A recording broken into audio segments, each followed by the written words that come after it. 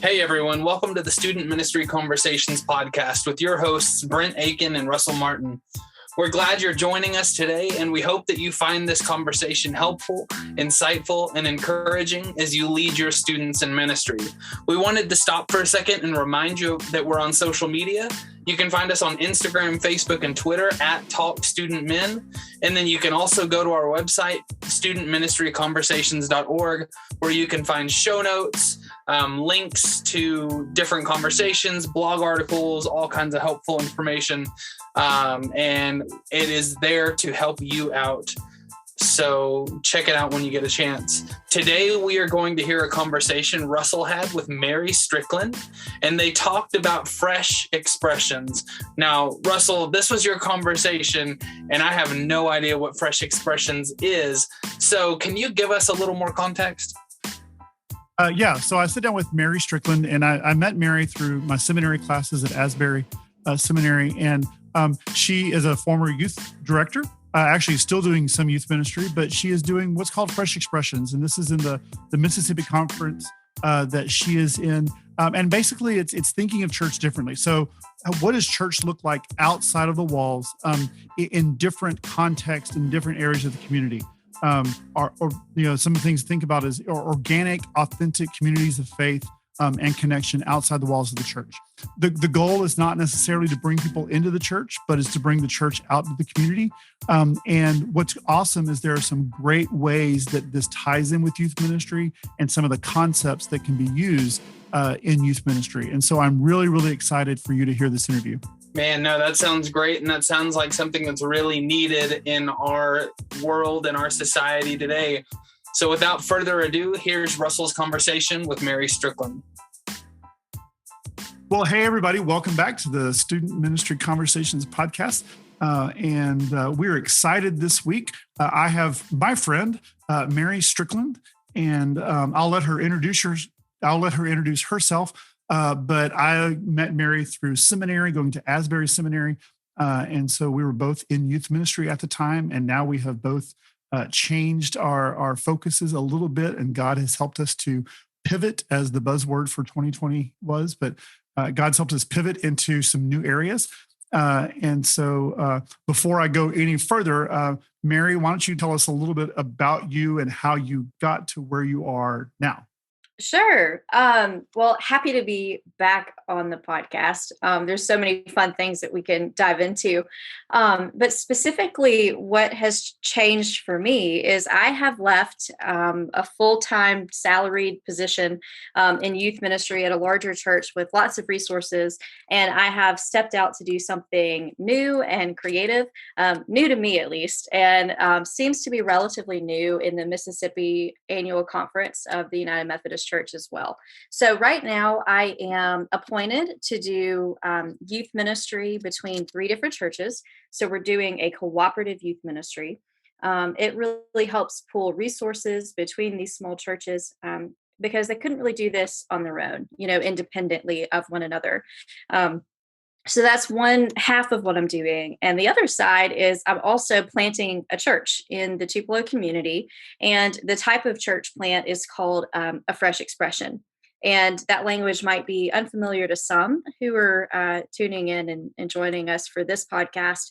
But basically, fresh expressions are contextualized churches that meet in a space where people already live, work, or play.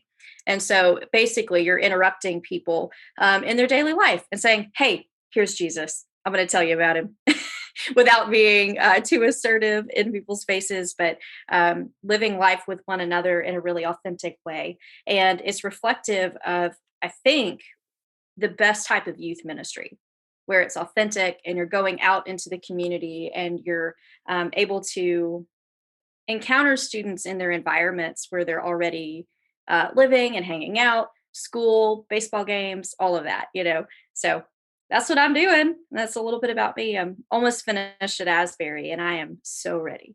I love it, but I'm really excited to not have assignments. Yeah. That's going to be great. I agree. Or at least assignments that are given to you. You'll have yours after that. Yes, well, so I want to dive. We do have a lot of people, youth ministry listening. But I think that innovation and creativity goes hand in hand with youth ministry and thinking outside the box. And even if you are in a large church, you are doing that. You're always trying to think outside the box and think of new ways to connect with students. So I want to go a little bit into your fresh expressions first, if that's okay. Yeah. And can you tell us, for those of us, we aren't in their conference and haven't heard that, can you do a little more of a deep dive into what Fresh Expressions is? Maybe how it came about, or how you learned about it, or how you got interested in it, or just anything that you can share to give us a little more of context with what you're talking about. Sure. So there are a lot of resources out there for Fresh Expressions, and let me just give you a little bit of the history on it. So about 20 years ago, maybe about 25 by now, this movement started in the United Kingdom. And so you would see this all over England with different ways of mobilizing the church. So what we imagine when we think of the local church is just one expression of church. If you look back at the book of Acts and even throughout all of history, you'll start noticing that church doesn't always look like it does right now. And, when you think about our big buildings, our big gatherings, in what we call a third space. So a place that people are intentionally going to that they wouldn't have any other purpose to go to otherwise. That's what we think of with the third space with the local church. So Fresh Expressions intentionally break that mold, being in conflict with that mold, right? Because I think they're both important, but it takes the church into the community in a more intentional way. So for example, the Fresh Expression that I'm actually getting to be a part of, which is really cool, is in a cycling studio. So an indoor cycling spin class, you get on bikes and you ride to music, all that, all that stuff. So what we're doing in that setting is actually we have a few worship themed classes with music and actually liturgy woven throughout it. And in fact, I wanted to call my class Lit Cycle. Like it's lit, but it's also liturgical. But that didn't fly at the studio. They didn't go for it. And so what we do though, primarily is have small groups after classes or in between classes. And so for anyone who can stay for an extra 15 minutes or so, we are intentionally building community in that space. And doing either a deep dive into the Bible or just asking some of the basic Wesleyan questions of how is it with your soul? And really stopping people in their tracks to do life a little bit more authentically, stop going through the motions and dig a little bit deeper. So Fresh Expressions in the UK does the same thing. That's very much in line with the UK. There's also Fresh Expressions US, and they are similar in most ways because they're under the same umbrella of Fresh Expressions. But sometimes what I see in the US is not so much church planting, but an extension ministry of a church. And so I tend to align a little bit more with the UK understanding of Fresh Expressions, which is that they're actually churches, or they can be. So a couple of other Fresh Expressions that I've heard of, and the ones that I have modeled mine after, would be there's a few restaurants around the United States. There's a couple of cafes and coffee shops where you might see them as what looks to be like a nonprofit, that type of styled location. But if you start to press, you see deeper and you see more. In the UK, for example, there is, I love this story. Jay Moon was one of my professors at Asbury who shared this story with me. So I'm sure he has it written somewhere better that I can tell you. But there is a woman who saw that there were teenagers in the city that were not going to come to church ever because they had either been hurt by the church or they were just completely uninterested in coming to a church building. And so she created a bus, like it's a church in a bus. Sounds crazy, but what she did is she would go and pick up these kids and they would have community time on this bus.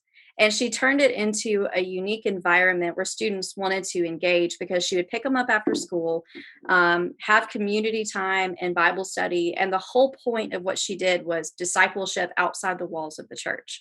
And so a lot of these kids will never get plugged in with a local church.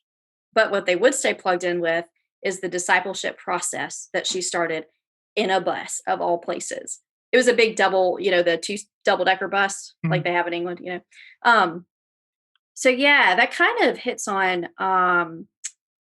some of the big ideas of Fresh Expressions and a couple of hopefully helpful examples. I have a lot of resources that I will send you, Russell, that include like Exponential is an awesome resource, tons of conferences and other things that are useful. So I'll get all that to you. So that's kind of a new thought for a lot of people. And I guess the biggest challenge with that is, what do you mean it's not going to, the intention from what I understand is not for it to raise your attendance. It's not to get plugged in to a church. And we see everything we do kind of as that. That's kind of been the if I'm going to start a ministry at the baseball deal or whatever like that, or I'm going to start whatever that is, disc golf, it's always an extension of our church. So is there anything more about, like, is there tension there either with other churches, or how did you even fight that tension and get through that idea that this is not supposed to grow a church, this is supposed to be outside of, and that's okay? I will say it's a tricky process, and we're still doing that because even some of the people that I've been working with in the Mississippi conference, they didn't quite see this for what it was at first, because they thought, oh, Mary just has a small group at her spin class. That's really cool. I'm like, no, we want to have communion. We want to build a community deeper and further than this. And so what changed was they were able to see that this was not a funnel. It wasn't just funneling people into a church that already existed, but it's creating something totally new. Because you think about your, for lack of better phrase here, your target audience, right? Because really all churches are looking for non-believers because we want to share the gospel with them. But in the Fresh Expression setting, you're able to reach people who were hurt by the church, are uninterested in the church. We call those people nuns. Yeah. Not N-U-N, but N-O-N-E-S, nuns, people who have no church affiliation and don't want to. And so Fresh Expressions create a less threatening environment for people to encounter the love of Christ through individuals who are either pastors or a part of these churches. So really, in Mississippi especially, there was a little bit of conflict with those ideas of saying, well, our churches aren't going to grow if you're growing them out there. We're not going to be able to have our same structures that we're used to having, which is, those are real and valid points and questions. But that's not exactly true, because in a Fresh Expression, you can still have the same structures, but they're going to start small, like any church plant starts. And so you can't have an SPRC right off the bat, right? Unless it's okay to be very, very small. But the people that you can reach with the local church as it currently exists versus Fresh Expressions are a little bit different. And I don't know if everyone has shared that same experience, but there are some folks that I have encountered by doing Fresh Expressions that will never walk through the doors of a traditional church. They're just not comfortable there. But when it comes to truly getting to know Jesus and growing in their faith, they are far more comfortable sitting in their living room with me or my living room with them and diving deep and living life together. One really common form of Fresh Expression you'll see or hear about is dinner church.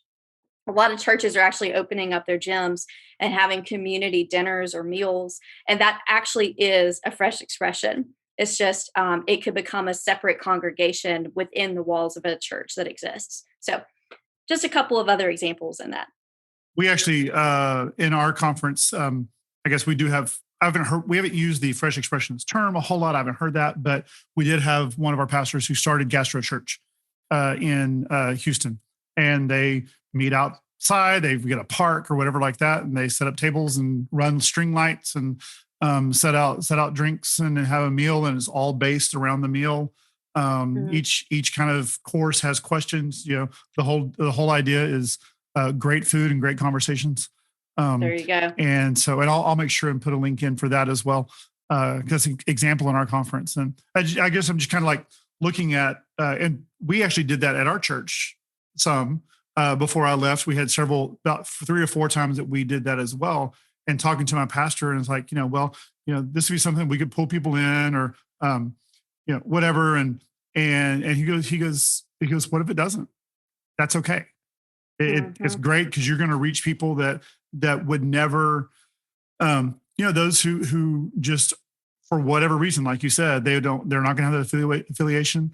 But what I was thinking though is you're still creating common language with people. And you may, the goal is not to get somebody back into church, but it may at least create a connection where you have a connection with a church. It's not seen as threatening. They may never come through the doors on a Sunday morning, but that's fine.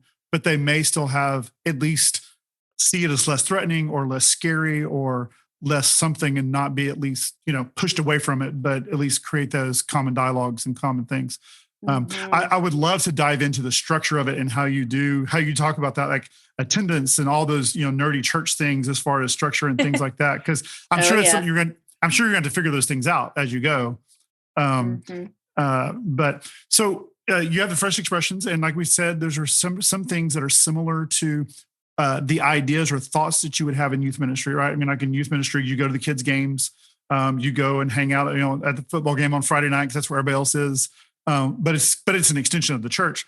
So as a pastor, as someone who's in a church, how can we foster or support or start, or what do you look for when you're seeing like, hey, this would be a great place for fresh expression, this would not work? What are some of those discerning tools and things that you look for as you are starting those? Sure. And this is so important, because this is the heart of fresh expressions. So I'm really glad you asked this, because I should have led with that, I guess. But the biggest point in fresh expressions is they are organic. You cannot force them to happen, because you cannot force the movement of the Holy Spirit. And let me just say, I don't want to dive into the whole story right now, because we don't really have time, but I have learned some lessons in the past 2 months that I did not expect to learn. I thought this was just going to be peachy. My plan was going to work, because I thought, hey, God led me here. It's going to happen in the way I expect. I should have known better, because that's never the way it works, right? So fresh expressions, like I said, they are organic, and they have to be. Or they're not really fresh expressions. The way you discern if it's time to start one, where to start one, who to start one with, right? What you start by doing is you go into your community and you just see what God is already doing. Go to the cafe down the street from your house, go to the coffee shop, see what relationships you already have in a particular place, a business, a location. If you're a parent and you're at the soccer field with a bunch of other parents every week, multiple times a week, how are those relationships? Is God moving you to do something a little bit further in that setting? Have intentional time with those other parents. What does that look like for you? And so just a little backstory to help maybe bring some life to this idea is I was teaching spin classes for about 2 years before I felt really led to dig deeper into the community. But I had built friendships, lots and lots of friendships throughout the whole business. And so much so that people trusted me, right? I had these connections. They knew who I was. They knew that I wasn't just trying to say, hey, become a believer. Like that's, not my only intention with them. My intention is to have a real authentic relationship with these individuals. So when I offered one day in class for us to stay and linger and do what I called cycle and Bible. So you cycle and then you Bible. People stayed, and we had about 10 people the first time, which was absolutely shocking to me, because we had a class of 30. That's a third of the class that actually stayed. And so God had been leading me before this to cultivate community, and I didn't really understand why. And so fresh expressions require us to take stock of what feelers and connections we have in the community. So anybody in your church has these connections. You yourself, I'm certain, whoever is listening to this podcast has these connections, right? And so if there's a coffee shop you frequent regularly, you'll know the baristas, you'll know several other customers that are there probably. And if you go and work at a coffee shop, like I like to do sometimes, you start to build those communities as well. So I feel like I'm getting into the weeds a little bit, so I'm going to pull back a bit on that. But that's how you should start. And so really supporting this and how churches can support this is pretty simple, because what we need to do is equip our churches how to be, or church, I guess I should say parishioners, how to be leaders of these types of groups. So equipping in teaching, cultivating community, leading small groups, whatever that looks like, it's really important for churches to better prepare individuals for discipleship, evangelism, all of that. So when it comes to sustainability of these fresh expressions, you have to have leaders that are not only pastors. So in the United Methodist Church specifically, pastors are moved periodically. And so similarly, in a fresh expression, we have to have equipped leaders to carry on the mission and the vision for each fresh expression. Because the problem really is whenever we create ministries around one person, you create a personality based ministry, and that is always doomed to fail.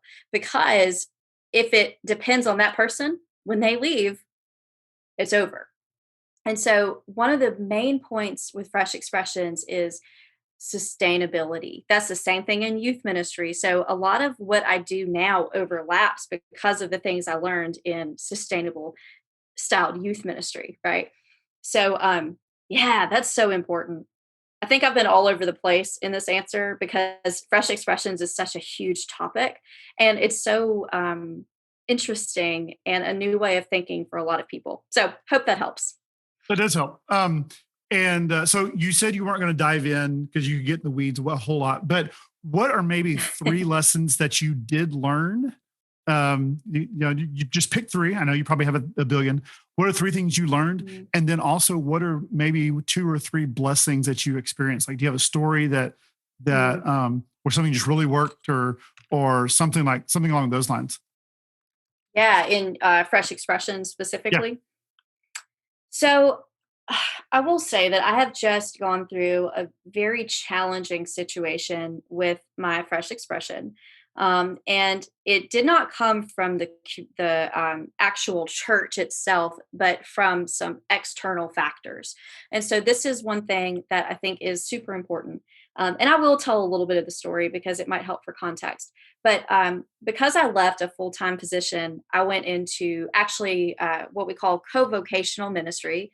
I don't know. I think it's a better way to say bivocational, because you're, whatever. We could dive into that too. But so I went into part-time youth ministry, part-time church planting, and I also was supposed to come on and manage the location of this cycling studio, the one that's here in my town. And so that was supposed to be a supplemental piece of my income. And things changed on their end where they weren't able to pay anyone to come in and do that. They opened a second location, made things kind of crazy.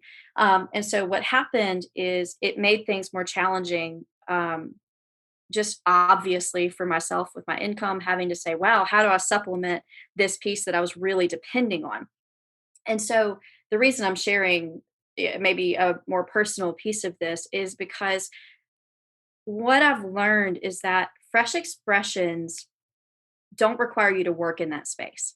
That might just be a really simple, basic idea, but you don't have to be that invested in the exact spot for it to work. And the reason the reason I'm sharing that is because this fresh expression actually worked more organically when I was just teaching some classes there and not on as actual staff. So of course I was getting paid to teach classes, but it was a very different relationship than when I said, hey, I want to work here and plant a church here. Right? Because I think that although I had a great relationship with these people, it just makes the relationships a little more strained when you become business partners in that sense. So I don't know if that speaks to anybody, but that is a type of fresh expressions work that pastors have doing where you are co-vocational in that sense. And I think it can work in settings, but you have to be so careful and intentional with those partnerships and relationships, because that situation alone has made it more difficult for me to feel flexible to do ministry. Does that make sense, Russell? I hope I'm explaining that well. And so I thought that being more present in that space would actually allow me to do more ministry. I thought that that was the game plan. That was going to be the winning ticket right there.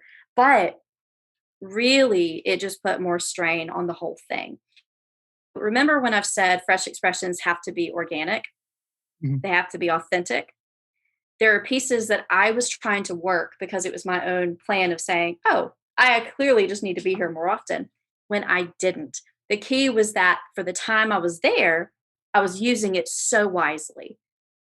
And then when I was there more often, it became a little easier to not be as intentional. And I think we might all be guilty of that in our own ways. So, now you know one of my sins.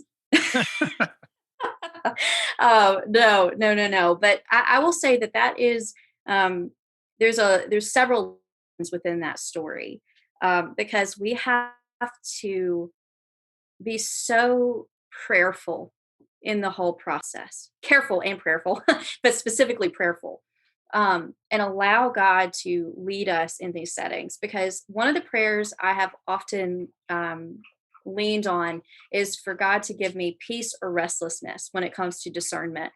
And and I didn't have entire peace when I decided to do the co-vocational thing. I just said, God, I think this is where you're leading me, so I'm going to step out in faith and do it. And I think that God honors that when we choose, when we do things that are for the work of the kingdom. Um, but so what? Gosh, there are so many lessons, it all wrapped up in this. But one other thing I've learned is really relying again on God's strength instead of, because as much as I know about the theology and the I don't know the what the ideal fresh expression would look like, learning. And this is church planting and fresh expressions are so creative and free flowing because God is completely in the driver's seat of them. And I think that learning, I am a little bit more along for the ride instead of me trying to control the whole thing is going to be far better in the future. And in fact, a good friend of mine who's a very successful church planter said to me just the other day, congratulations, you're a real church planter now that you understand that. I'm like, thank you, my friend. so, Yeah. so yeah, I think one of the simple lessons that I hope can be a good takeaway for anyone, and this is good for youth ministry too, is it is so much about your presence. The only way it grows is your presence.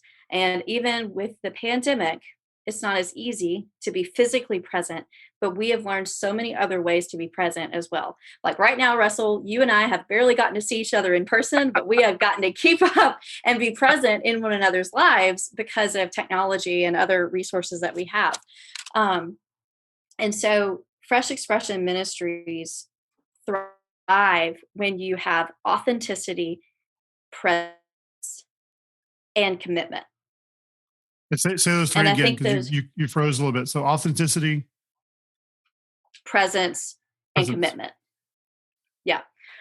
And that's those probably all go hand in hand because the people, well, when I say authenticity, I mean openness as well, because for us to really do life together, it's the whole goal of the church is for us to authentically seek Christ together. And this goes back to early Methodism. All I'm doing is copying John Wesley. Okay. That's really the principle of the is going back to what bands are really supposed to look like, but then shaping them a little bit to fit this mold. So Yeah. I will say that the challenges themselves, while they have been so difficult, because there's many more that I haven't even, shared because there's a lot of stuff that's happened. Um, the knowledge of all of it is a blessing because it Yeah. allows me to move forward with a lot more knowledge of what works and what doesn't. And the blessing of community is really cool because I've had some really great small groups in the local church setting, but something about being in the community, studying the Bible together, going and we have a place in town that does trivia. And that's one of my next spots that I want to take my group to because I've done that myself with other fresh expressions where we go and laugh together, enjoy an evening together, and you leave with building community, but also a deeper love for Christ in the ways that we disciple one another and study the Bible together. So it's pretty cool. It's I could go on a long time about it. So, like we talked about, this is a youth ministry podcast, and there are a lot of things you've already mentioned that I definitely see overlap. But what are some things, maybe other things that you haven't hit on yet, that would not necessarily starting a Fresh Expressions youth thing, although I think that would be a possibility too, and maybe if we have time, we'll get to that. But before that is, how do we utilize some of the things you've learned in the traditional church youth ministry? What are some of the other lessons that you have mentioned, or things that we can do, or what would you tell somebody? Hey, here's something else you can use. I think authenticity and all those things, or community is good. But is there anything else?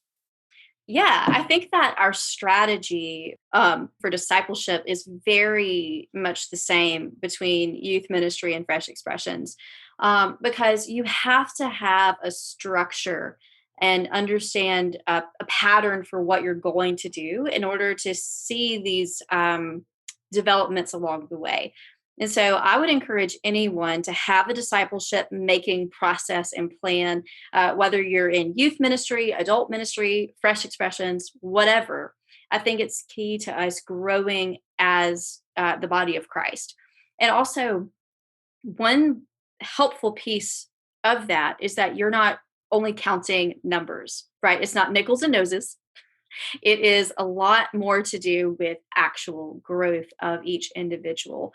And that is a way you can actually get some quantifiable data, right?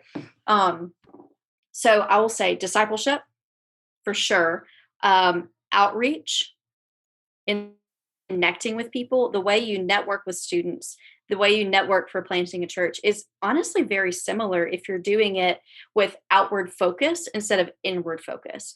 I think a lot of the time we focus on shepherding the flock that we currently have in youth ministry. And we forget that there's a lot of other sheep out there that need shepherding as well. And so being outwardly focused as much as we are inwardly, right, to care for the people we have is so important. And I'm guilty of forgetting to do that in previous seasons of ministry, where I was so focused on retaining who I had that I was not worried about going out and evangelizing even. And I have found that term evangelizing sometimes carries a different connotation for people, even than I intend it to, because what I mean is beginning the process for discipleship, honestly. Because if you can meet a student out at a ball game who's even a friend of another kid in your youth group, you have an instant connection to say, hey, why don't we three go grab coffee this week? Let's go have ice cream, whatever. It's a way to start building those connections yourself as a pastor, but you're also teaching your students how to do that as well. And that's a process that can be replicated and sustainable long after you are gone, right? But remember, it's not about you, or it will become a personality-based ministry. Well, that's that kind of actually leads to the question that I didn't know if we had time for. But so, what does this look like? You're doing it adult-based ministry typically. So, what? And obviously, it wouldn't be the same. But what could this look like in student ministry? How could you see a fresh expression of Fresh Expressions in with students, with those 12 to 18-year-old students? I mean, I can see college would be a great way, but are there some things that you can see even in the younger age groups that would be able to be utilized? Yeah. Well, let me give an example that just, or a scenario that comes to mind. Teachers have a really good opportunity because you work with teenagers all day, almost every day, too many hours. But that's a really cool setting that you already have to do something like this, if the school would allow you to be in that space. And otherwise, you could utilize a place down the street or whatever. So there's a church not far from Tupelo where students literally walk from school to this like gas station ice cream shop all the time. And that's kind of where they wait on their ride a lot of the times if their parent has to work later or whatever. And so a situation like that is perfect for a youth ministry fresh expression, because if you had an equipped individual who knows how to facilitate or grow a fresh expression, all they have to do is step in to that environment and be really intentional with those students and just creating relationships in a really healthy and appropriate way, right? Because you have natural boundaries with adults and students that we have to respect, particularly keeping in mind safe sanctuary policies. Even if they're not kids at your church, you still have to be cautious of those things, right? So I say all of this with that side of caution and safety, especially for the teenagers. But in that setting of an ice cream shop, if you're a teacher and you already know these kids, you have a really quick opportunity to get to disciple them every day. And it can grow and grow into something else, because why do they just have to eat ice cream and gossip about their friends, Yeah. when they could be talking about Jesus or about things that matter? So I like the example you brought up earlier, Russell, of like each course of the meal was a different type of conversation, or however you phrased it, because that's a great way to do that in youth ministry. So that's just one idea, because there's a lot of settings. We have kids in town that will go play basketball all times a day into the night. They'll be out there on the courts just playing basketball. And if you live in that community and if you have a connection with any of those kids, it is so easy for you to step in and say, hey, why don't you let me play some basketball with you? Just really basic discipleship practices, right? One thing with student ministry is if you have connections with the parents already, it probably would be very helpful so that they trust you coming in, even if they're not believers, because you have to be really careful with those delicate relationships. Because for adult ministry, it is different, right? Because I don't have to worry so much about those things. So I would say keep that in mind with any sort of youth fresh expression you would consider, but go all in. Use those connections you have.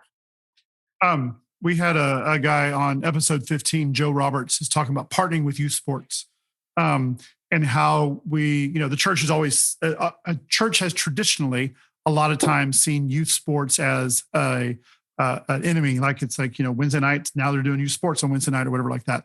And he was talking about taking the opposite approach and what are the ways to keep that, to utilize something like youth sports. And so when you're talking about fresh expressions, that for me, when you mentioned teachers, I automatically went to that youth sports thing, talking about that as a possibility or a way to utilize and do a fresh expressions at the ball field. Not with the goal of connecting to the church. If it happens, great, but just being wherever you are, being present and wherever you are. With Yeah. that. And the difference is just with being intentional about creating a fresh expression instead of just an extension ministry of a church, right? Yeah. Because who says the basketball court couldn't become the designated holy space for people, right? For these teenagers. Like if that's where they are, then meet them there. Let that be their space. And I don't know, it totally blows the mind of the traditional view that we have of church for the past, however many hundreds, thousands of years, right? So is it hard for somebody who is in a church, established in a church, like a youth director or a pastor or something like that, who does church on Sunday, to foster or create or if the opportunity comes up, not create it because it's organic, but is it hard, or are there some ways that somebody could even do both in different contexts? You talk about being bivocational. Is it possible for somebody to do that? Yeah. Well, and definitely start one. I think the mistake I personally made was I thought I needed more time to commit to being in that space. And really, I was doing just as much and seeing as much success when I was in full-time youth ministry as I was when I left. Right. And so it is something that can coexist. It can go parallel to what you're doing in ministry or another full-time position. I will say that as a fresh expression grows, it should be a little more demanding of your time, especially the more people you're reaching, the bigger the community, all of that. at some point it might require more time, but certainly the beginning, I mean, it could be once a week that you meet with these people. So no, I think that that's totally doable. I mean, I guess your whole intention is to start something and then like equip, encourage, and empower people for ministry. Start something, bring someone else alongside of you, or bring someone who's in the ministry and train them to do that. I know that's what's happened with Gastro Church. Meredith Wendy started that, and then she got to the point where she got appointed to a new church. And so there was this gap, and one of the people in the ministry stepped up, and she took care of it. And she is now a young adult in ministry, and that is what she does. She does everything from ordering food to answering questions to securing locations. And did a great job to adapting during the pandemic. And this is something I have on the UMY Lead podcast, but I'll send a link to here. And that is a link to the Gastro Church episode from there. So, I mean, I guess what you're talking about is like, even if you are a pastor, you can identify and maybe equip somebody to do that, or start it along with them, or start it yourself and then pass it on to somebody, and make sure it's something that continues without you always being there and doing that. Yes. Yeah. And I would say that that is, I would prioritize that in our churches. And in fact, I'm hoping to do that with the churches I am working with right now, to teach people how to do this, because you do need to be careful that you don't have a bunch of these starting all over the place with no leadership, because we've got to make sure we're teaching, right theology and doctrine, because you can mess up the doctrine of the Trinity pretty quickly, right? And that's just just one example. And so if you're going to create a network of these fresh expressions, you have to really be intentional with equipping. I love that phrase you said, Russell, because that's exactly what you've got to do. And so sure, let a pastor oversee it, because when it comes time for sacraments, well, you've got your circuit riders, think about it. Early Methodism, you have a pastor that is still kind of the head pastor over each fresh expression, but you have a lay leader who's actually facilitating and essentially is their pastor. I know that I have to be careful in saying that, but really that's what you're doing, is you were pastoring those people, you're shepherding those people. I could see, though, I mean, like, even, depending on the size of your church, having a pastor, associate pastor, or something, like they're the pastor of Fresh Expression. It's not that they are doing them, but they are, they realize that none of their people who go to anything they do will ever walk through the walls of the church, but they have a church, they have the support of the church, finances, resources, making copies, social media, whatever. They have the resources of the church, but they're funding these ministries and making these ministries possible, all while knowing that most of those who come to those ministries are not going to walk through the doors. But they have this whole other flip side ministry kind of going on. We are quickly running out of time. Is there any final things that you want to share? Any final thoughts? Any final encouragements? You're talking to youth directors and pastors, and anything you want to leave us with? Gosh, I just hope that you feel encouraged, because this has been such a difficult season of, in so many ways, because of the pandemic and lots of other pressures of being leaders in ministry right now. There are so many things we could dive into, but this year gave us an opportunity, and I feel like this is beating a dead horse at this point, because we talk about being adaptable, flexible, finding new ways to do ministry. But I found that it doesn't really have to be overly complicated, right? There are new ways that we can do ministry and be flexible, but thinking about everything we've talked about today, all that we're doing is following God. And what a gift that we get to lead others in a way that Christ is leading us. I just hope that y'all can be, I'm so Southern, I can't help it. Some people might get on to me for y'all, but that's, You're good. That's the thing though, is that I hope that you can be encouraged. maybe inspired to try something new, and take time to abide in Christ. Take time to Sabbath and find that rest that we are not just asked to find, but told to find, right? We're told to Sabbath, and that's an important part of who we are and what we do, because I've been at a really low point of energy where I was feeling a lot of burnout. And I actually thought at one point, maybe I am burned out, but there's something about abiding in Christ and taking time to step away for a little bit to be rejuvenated and encouraged. So I hope that everyone is taking the time to do that. And if you're not, maybe this is the extra encouragement that you need to do it. And then look around you and see what fresh expressions you could start. Because I promise they are everywhere, and it's a lot easier. I don't want to overcomplicate it, because that's what I love about it is the organic movement of the Spirit of God, and we are just asked to be partners in that. And I want to be faithful to doing that, and I think we all can do it as long as we're just looking. And especially in the beginning, it doesn't really take that much extra time, right? So anyway, hope that can be a good encouragement. Well, Mary, it is always a joy to talk to you. And we'll have many more conversations coming forward, because Mary and I are both in some of the same seminary classes. But I also hope you'll come back, because we didn't even touch on your other job. We kind of got stuck on fresh expressions, which is awesome. So I'm going to give you a couple more months to do this whole cooperative youth ministry thing. You're the youth director for what, 3 or 4 churches? 3. Yep. 3 churches. So we'll let you have a little bit more time working with that. But I'm sure that is something that a lot of those who are listening to this would want to learn about as well.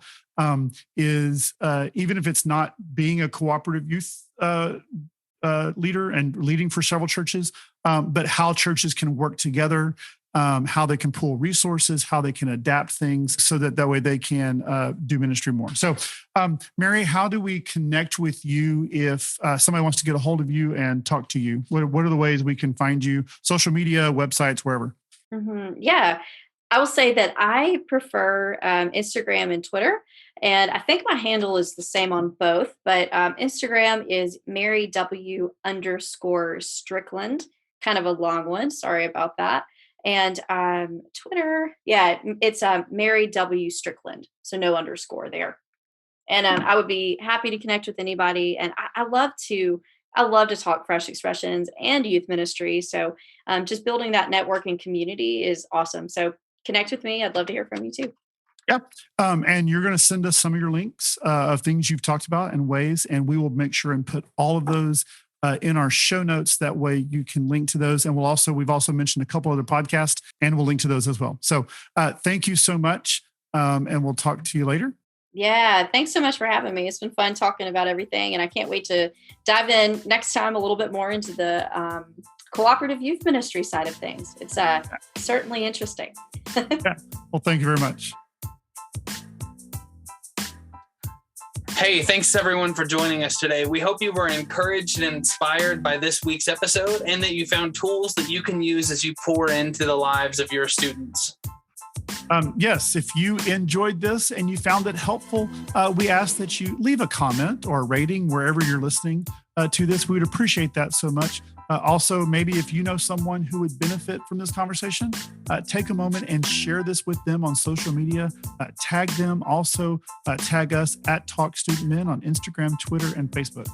So, Brent, I understand you have a really exciting conversation next week. So, can you tell us what is coming up next week? Yeah, so next week I sit down with Elle Campbell, and if you don't know who Elle is, that's totally okay. But you might have been living under a rock for the past couple of years, or you're new to youth ministry. And Elle Campbell is a big time name when it comes to the youth ministry world today. And largely that is due to the fact that her and her husband, Kenny, started something called Grow Curriculum, which is used all over the world. They have hundreds and hundreds of youth groups that use their curriculum. And it's so much more than just curriculum. They have everything under the sun, and we can go into that more in detail next week. But Elle also shares a wealth of knowledge and experience from all of her time in the different areas of youth ministry that she's been in. She's done everything from middle school ministry as a lead youth pastor, to volunteering in youth ministry, to writing books about leading ministries, to working with with Orange, to coming up with a curriculum set that they do called Grow. So much different things that she's had her hands in, and it brings a lot of valuable information to the table. And with that being said, we sit down next week to talk about volunteers in youth ministry. And I don't know about you, Russell, but volunteers is something that I always need in youth ministry. And it's something that always seems to be the struggle. And so I sit down with Elle and we talk about how important and how needed volunteers are. We talk about how to incorporate volunteers into your ministry, whether you're just starting or whether you've been there for a while. And then also we talk about how to get volunteers and how to keep volunteers, because those are two very, very important aspects of the conversation at hand. And so I was really, really not only encouraged by this, but Elle is such a great person, and I really, really loved the conversation that I had with her. So that is next week, and I can't wait to share it with you guys. I am definitely looking forward to hearing that. And I already have some people to share that with. And I hope if you are listening to this, that you are looking forward to that. Go ahead and mark it on your calendar and wait for that episode to drop as well. Also a reminder, go back and check out, we have 17 or 18 other episodes, some great conversations that we've had in the past. And we would love to hear your thoughts on some of our previous conversations as well.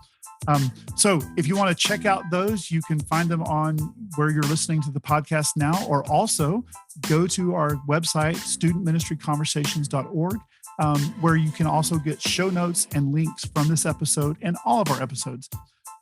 Again, thank you for joining us. We are looking forward to seeing you next week. See you next week.